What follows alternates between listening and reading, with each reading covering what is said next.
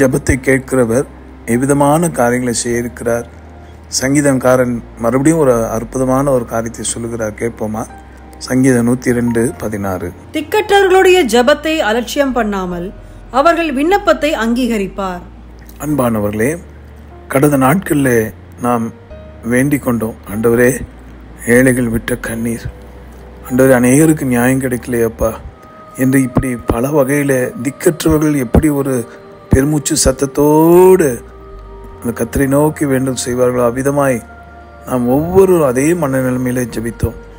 ஆண்டவரே, அநீதி நடந்த மாநிலங்களில் நீதி செய்யும், அநீதி நடப்பித்தவர்கள் திரும்ப வரக்கூடாதப்பா, என் தேவனே நீதி செய்யும் என்று கேட்டபோது ஆண்டவர் அதிசயங்களை செய்து ஒரு பெரிய அற்புதங்களை பாடங்களை கற்றுக் கொடுத்து அவர் தானே தயவாய் இறங்கியிருக்கிறார். எதுக்கு இதை சொல்லுகிறேன்? உங்களுடைய விண்ணப்பத்தை அவர் அலட்சியம் பண்ணலை, உங்கள் கூப்பிடுதலை அவர் மறக்கலை.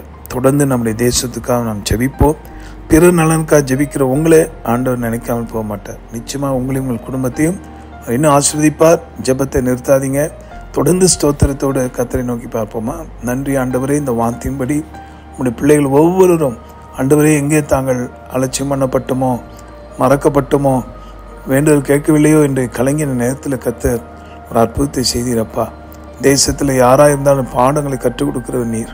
அவ்விதமாய் நீர் இப்போது போதித்து கொண்டிருக்கிறீர். தொடர்ந்து ஒவ்வொரு ரட்சிக்கப்பட, ஆட்சியாளர்கள் ஒவ்வொரு ரட்சிக்கப்பட நாங்கள் பாரப்படுகிறோம். கர்த்தர் உதவி செய்யும். உம்மை அறிகிற அறிவு, உம்மை பற்றின பக்தி வந்து விட்டால் அங்கு நியாயம் நீதி முளைக்குமே. கர்த்தர் உதவி செய்யும், கிருபை பாராட்டும். எங்கள் வேண்டுதலை நீ மறக்கவில்லை, அதுக்காக ஸ்தோத்திரம், புகழ் துதி உமக்கு. மீட்பர் மூலமாக ஜெபிக்கிறோம் நல்ல பிதாவே, ஆமென். உங்களுக்காக திறப்பில் நின்று ஜெபிக்கிற உங்கள் சகோதரன் Mani Iyer. God bless you.